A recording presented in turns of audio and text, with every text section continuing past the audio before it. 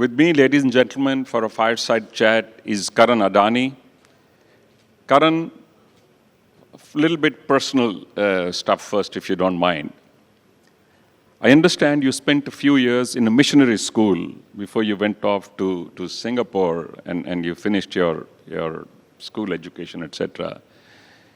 Is there anything you learned there in that ecosystem environment which you find useful right now? First of all, thank you for having me here. Definitely, it was one of the, if you ask me, one of the most important stage of my life, because I had gone when I was in 7th standard. I was there for 3 years. And if you ask me, 3 things which I still follow that from my time in school. That is first one is discipline. Because knowing, if you know missionary schools, they are very disciplined. 5 o'clock means you have to wake up at 5 o'clock. If you have to get your bed done by yourself, you have to get it to the T. It felt regimented, but it brought in a lot of discipline in me. The second, I would say, is being self-sufficient, right? Because being in boarding school, you have your ecosystem is basically your friends, and you have to be able to rely on them and at the same time survive as well. So being self-reliant, being self-sufficient was the second thing I really learned. And third one, which was one of the most important, was in the school we had students from all backgrounds and from all parts of the country. So that was my first exposure coming out of a Guju boy, coming out of Ahmedabad, never seen, never interacted with anybody else, getting an exposure to various other parts of the country, people coming from, students coming from different parts of the country. I think that was something very unique and something which I cherish, and ability to understand where each one comes from. So you're not seen much publicly. You don't speak much at various platforms, which is why, if you don't mind, I am asking you some of these questions. I know you entered the business in 2009, and 2016 you took charge of the ports and the SEZ platform. But in your office, you have an F1 suit in a glass enclosure. Now, clearly, this is a passion of yours, and it's a unique sport which leans not only on technology but extreme accuracy, extreme focus. And now, with the potential acquisition of JP, I understand the F1 course that we have in Greater Noida also falls into the Adani fold. So can we expect this to get revived and to see F1 races take place in India? And also tell us what you have learned from this, because clearly there is something special that you hold in your heart definitely. for F1. So I got exposed to Formula One from my friends when I was in Singapore, and I don't know, for some reason I just fell in love with the sport, and this was the time when Michael Schumacher was at his peak and really dominating the whole sport. And it was an inspiration to see how a single person with such grit and such leadership is able to command and be recognized globally. So that was something which was very fascinating. And the most fascinating part was how they used to calculate every millisecond. And every millisecond count, not even every second, every millisecond counted towards whether you win or lose. So it was that was something which really excited me. And I've been following it since 2000, I would say, the sport. It's a passion. My father says it's a very expensive passion, but it is a passion, unfortunately. And no, I'm very excited because with JP, obviously the booth circuit comes part of the deal, and we are very excited to. I'm personally driving it, and I'm very personally engaged in terms of bringing Formula One back into India. And I think India has a lot of potential. There is a lot of following in Formula One from India. And I do believe that India can really showcase how a Formula One circuit, or how the Formula One, I would say that whole sport can be brought in and can be a benchmark for a global event. You're right. I think at this moment, India is going through a significant transformation, and the reputation of India and Indians has improved very, very significantly. So bringing in global sports, global media, I think will be very helpful, both for India and for the world to understand India much better, because everyone knows something is going on in India, but no one quite knows what is going on. And I completely agree with you that bringing such kind of global events, global sports, giving them exposure to India, and also a lot of our, lot of our people exposure to these kind of sports, because unfortunately the exposure is limited to very few people. And most of the time people end up going to Abu Dhabi or to Singapore or to Doha to experience the sport. So I think there is a lot of potential for our country to demonstrate what we can do in terms of not just infrastructure, but the hospitality, the infrastructure. How do we expose our culture to the global stage? I think this is something which we would like to, that's what my vision is, that when we bring Formula One into India, that's what we need to expose to. It's not just about doing one race and, for 3 days, but it's basically how do you showcase the heritage of India? And build the entire ecosystem around it. Exactly. Yeah. So I'm staying on you for a little bit longer, and I said, since we don't really get to see you much, so it'll be a good occasion to catch hold of you right now. I understand when you started going to Mundra Port, you used to travel by train, not with any of the aircrafts that your father already owned at that time. Was that deliberate? Was that for a specific reason? Is there something unique you learned on those train journeys? What was going on? No, so I'll tell you, it's a very interesting story. So, I finished my finals. I was at Purdue, and I finished my final exam of 4th year in May. And I remember the next day he said that just come back to India, because we had almost a 10-day break before the convocation to happen. He's like, why are you going to waste 10 days? Just come back to India. So I came back to India. And the day I landed, okay, one night he gave me. The next day morning, he's like, shouldn't you be going to office? I'm like, sure. I just finished college, but okay, sure. So he's like, I met him in the office, and then he's like, okay, so what do you want to do? So I said, port sounds interesting. So he called Dr. Malema Devya, who was running our port business at that time. He was the one who built the whole Mundra port and was running the port business. So he called him, and he's like, okay, take him to, tonight itself, just take him to Mundra, just send him to Mundra. So, so I first journey happened, I didn't know where the train is going to stop, where do I need to get off, but it was interesting, so directly from US to Mundra. But I think, so first year was very interesting for me, because I was put on the field. I was not given any office space, no desk, nothing. I was told to spend time completely on field, be on the coal yard, be on the jetty, learn everything in terms of detailing, how people are feeling over there, how do they manage on ground level. I think that whole 1 year gave me a lot of exposure in terms of what are the pain points of people on the ground, how do contractors, how do they operate, where are the loopholes that they exploit in those things. So I think that was a very grounded journey for me, and something which has given me a strong foundation when I look back from an operations perspective. And honestly, at that time, Dad had given a very strict instruction: no you treat him like a normal employee, not to be given any special privileges. So that's where I had to do what any new fresher would join the business.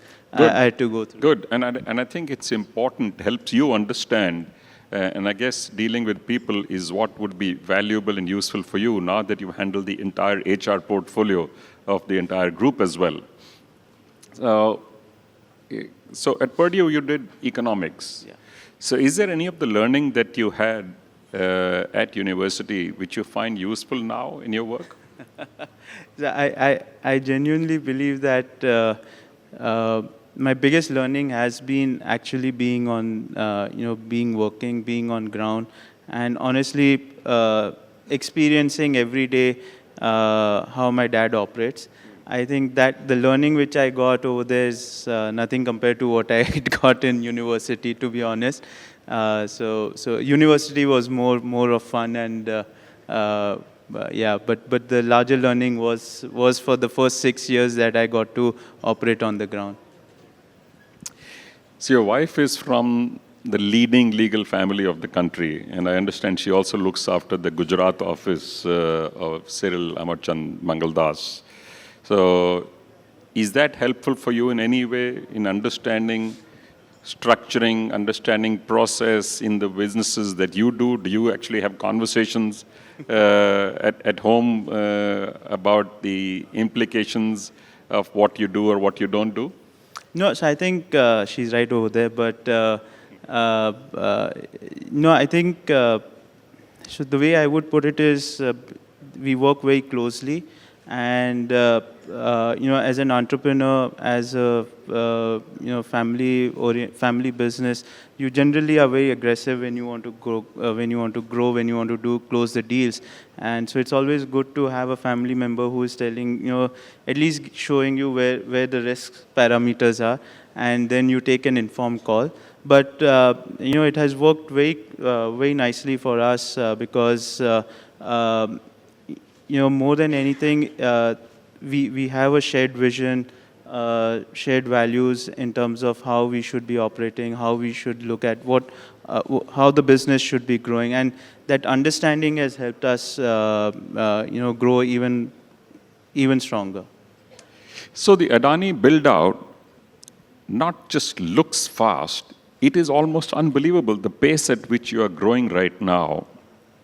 So what are your big concerns? As you grow rapidly, there are always obviously some challenges and some risks.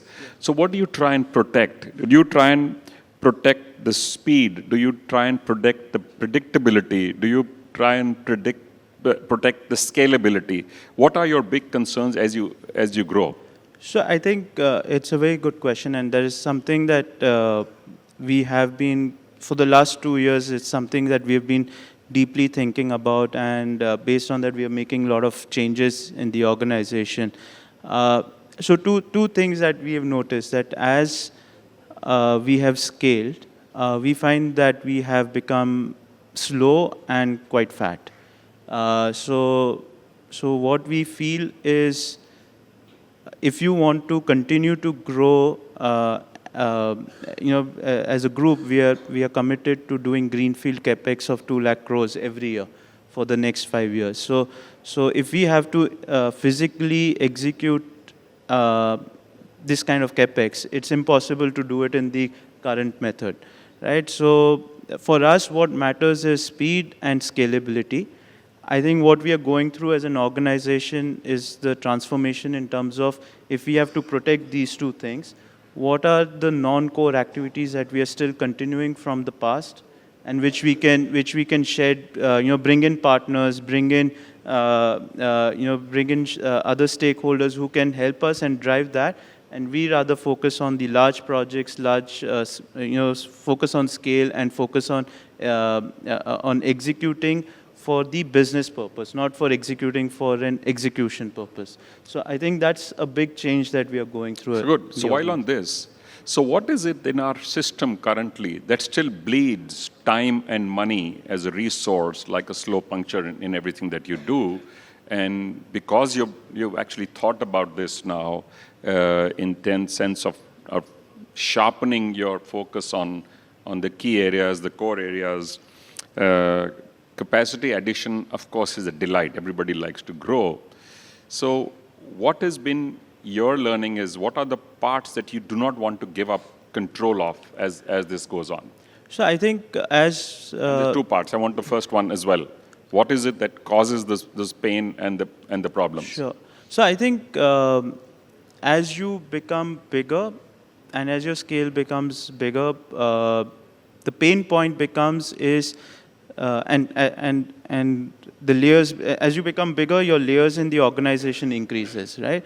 So I'll just give an example. Today, from chairman to the bottom level, we have in the group 16 layers, right? And what happens with that is you can't fix accountability because everybody is pushing the buck up or down, right? So when some issue comes, then it's the bottom most who gets held accountable.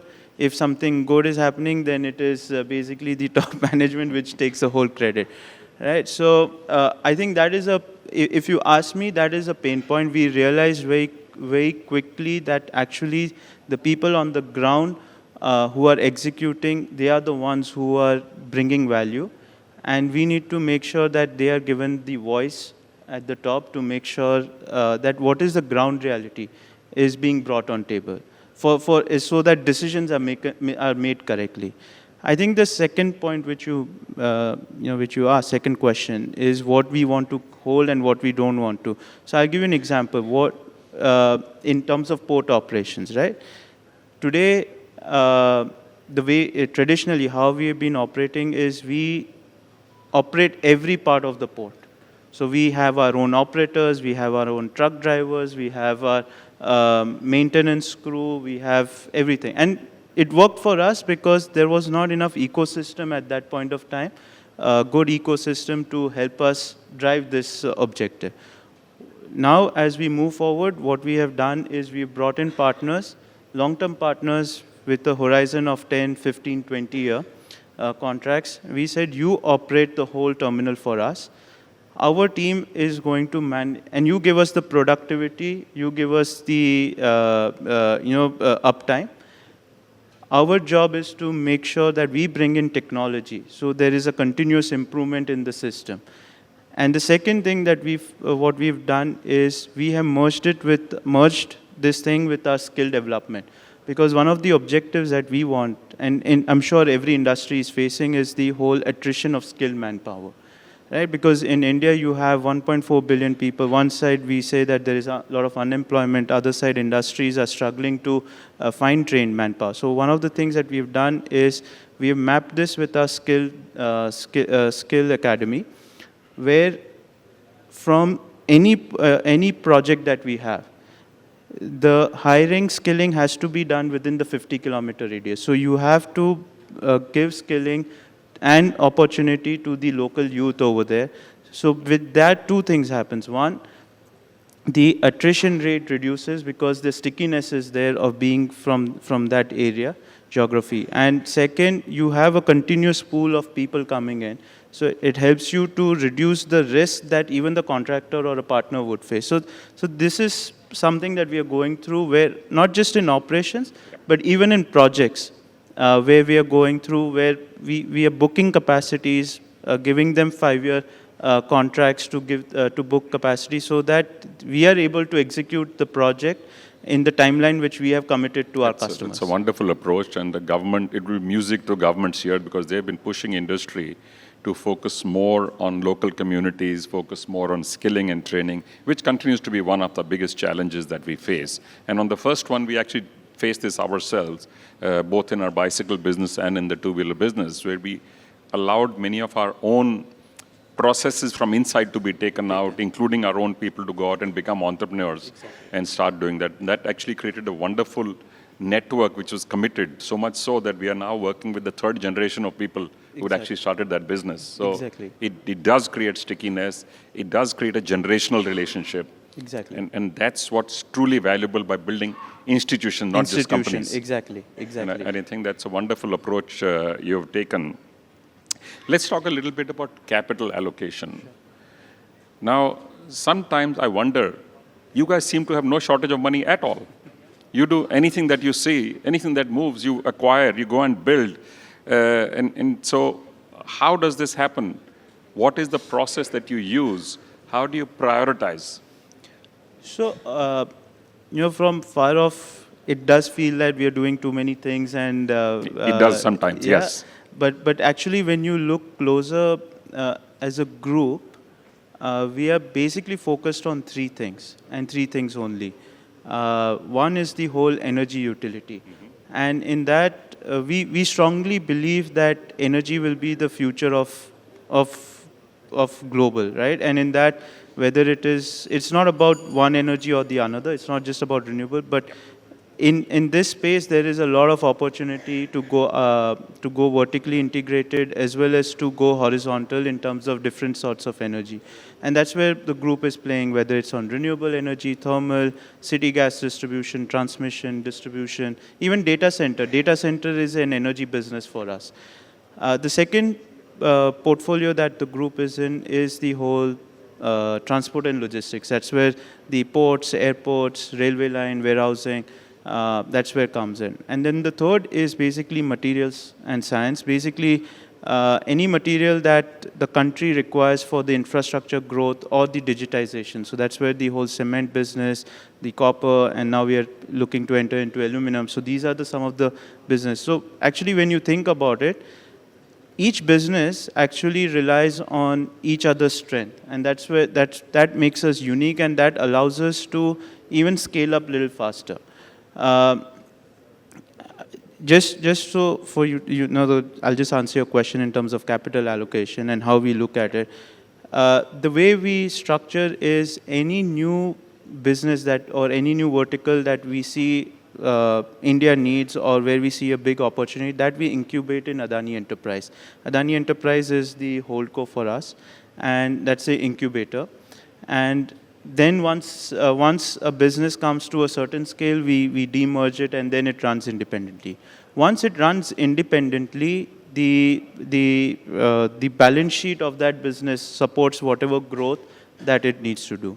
The second thing that we have done, and especially in infra space, where Dad had seen this, had anticipated this problem from 2010, is that when, especially in infra businesses, you are taking concessions which are 30 years, you're signing PPAs which are 30 years.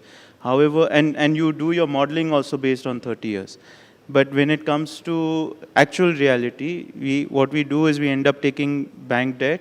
The bank debt is 10 years, so your repayment is done in 10 years, including the principal, and that's where the whole problem happens, right? So one of the things that from 2010 we have started doing was started rating all our businesses at the global bond market. And the idea is that you do construction with the bank debt, but once an asset is operationalized, you take it into the bond market, refinancing it completely with a 30-year debt, 30-year bond, and that's how, even though interest rate is 1 or 2% higher, it's okay, but avoid the mismatches as well. You avoid the mismatch, and that's the way we look at the capital management, and it's one of the most critical strategic part of how we are being able to manage each of the business. So you also showed a little bit of a shift while you mentioned these three broad categories of what you do.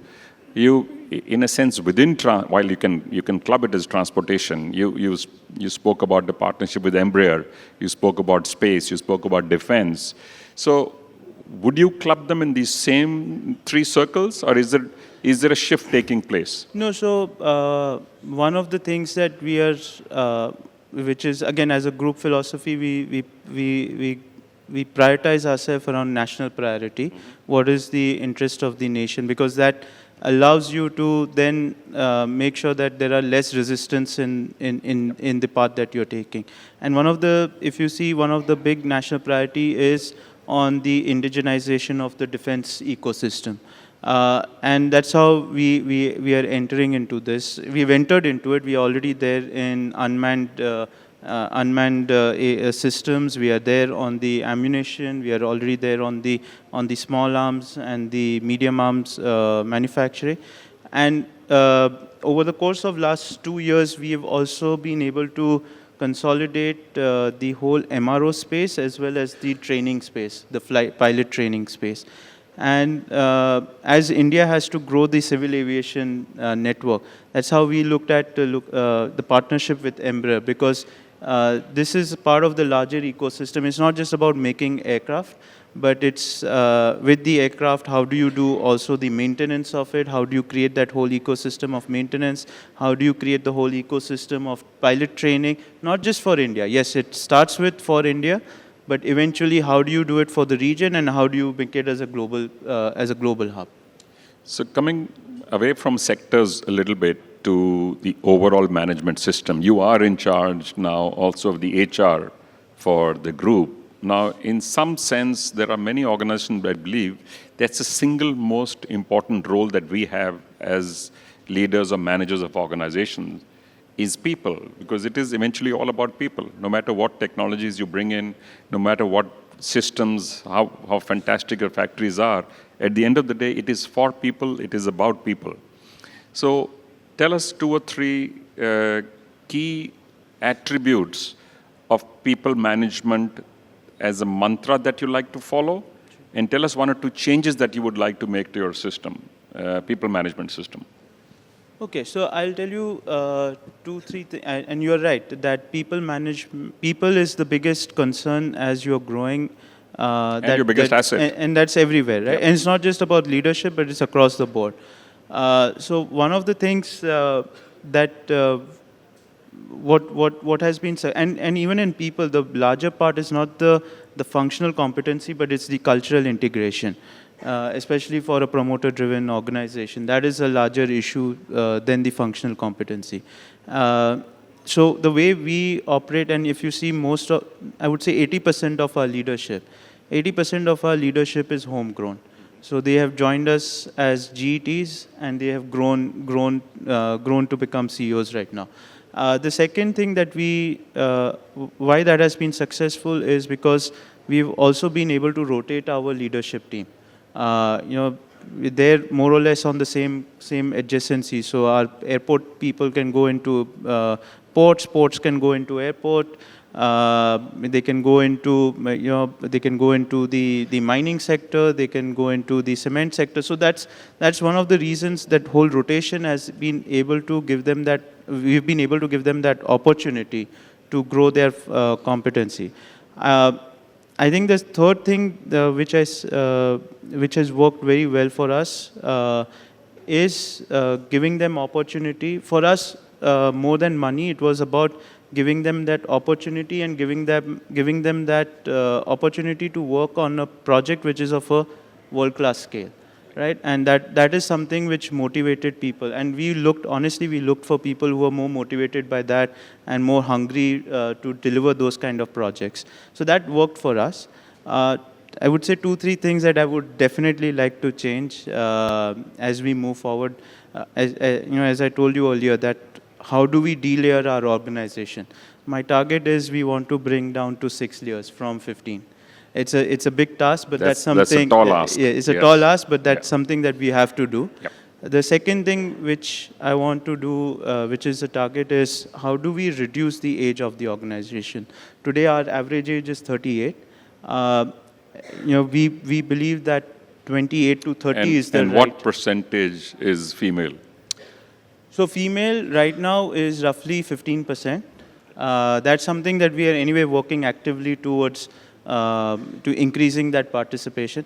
The 15%, it looks small, but if you look at us 5 years back, it was 2%. So it is a little better, but we still have a long way to go. But I think the second thing, as I said, was to how do we reduce the age of the organization? Because it's nothing to do with one or the other, but we believe that if technology adoption or AI adoption has to happen in the organization, then we need to reduce the age. That's the only way possible. And the third is how do we give maximum opportunity to students who are in the 3rd tier and 4th tier town, because we find that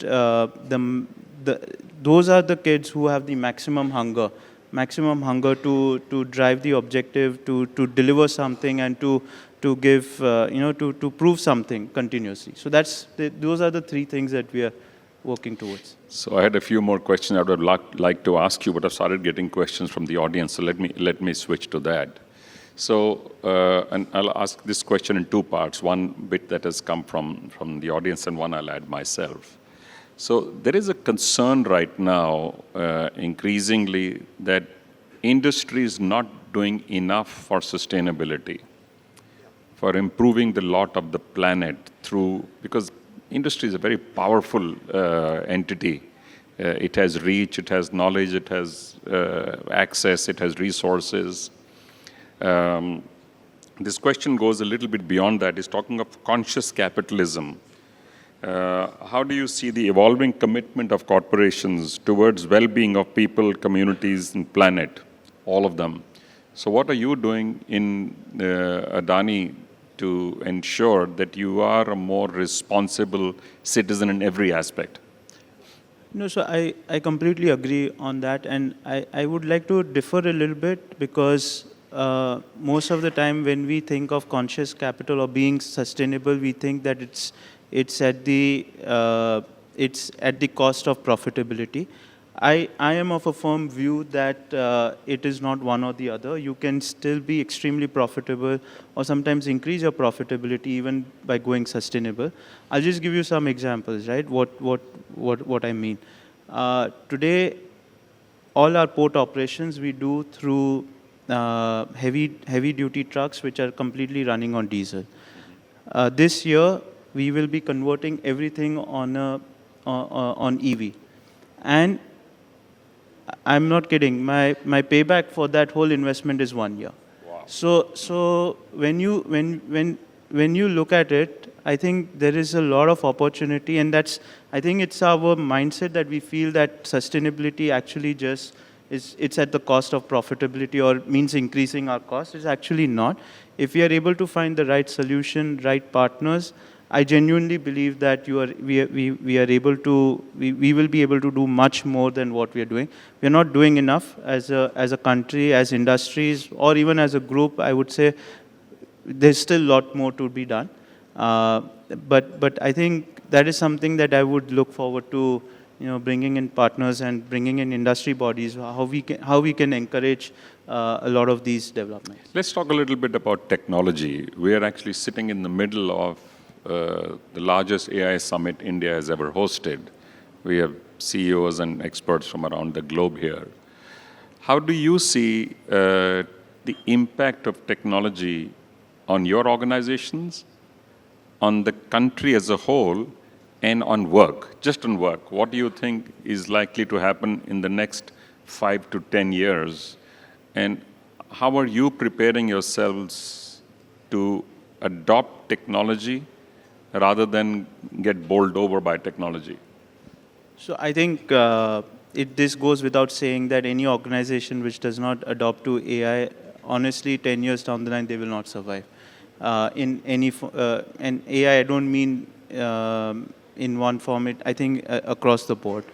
I would say second, so the way I see it is, AI is not going to replace human being, but I think it's just going to make us more efficient. So for a work which we needed, let's say 5 people or 4 people, maybe you just need 1 person right now to do that. And that's what, so with that, I personally believe that it will allow us to scale up much faster, any industry. Let me interrupt for a moment. So there is no doubt AI is going to be, if used well as a tool, going to be a phenomenal multiplier in what you can do. But it's also a fact that before people get reskilled, retrained, and get onto new opportunities, which will come because of technology and AI, there is going to be massive job losses as well. How do we handle the social outcome of that? So I personally feel that is a responsibility of any organization, especially large organization, that how do we retrain our people? Because without that, I agree with you, it is going to create a lot of social pressure. It means you are going to have job losses. But as a as a responsible corporate, because AI is not going to happen that today you switch on and tomorrow say it will start, right? It is a journey even for an organization, a 2-year journey where you implement the tools, where you get the organization used to it, the change management. And one of the biggest part of the change management is how do you retrain your manpower. I do believe that it's not possible that 100% of them are going to get retrained. But yes, if we are able to achieve 50-60% of it, it will be very good. I think the second thing that will hamper is the new job creation, because as the country grows, and with AI, your efficiency comes in. Everybody, when they do your 5-year plan, we look at, we are going to go from from X to Y, and that's why we need manpower from X to Y. With AI, it's going to remain at X. So that's where the problem will happen. But that's also an opportunity in terms of how do we bring in more industries, and the faster we scale manufacturing, the better it is for country. Yeah. Now, as we wind up, just one last word from you. 10 years down the road, other than growth, what would you like to be known for as an organization? What would you like people to say about the Adani Group? So I think apart from being known for growth, scale, large projects, I think the most important thing that we would like the group to be known for is being a responsible citizen for the country and for the people of the country. Karan Adani, thank you very much. Thank you. Kumar. Thank you.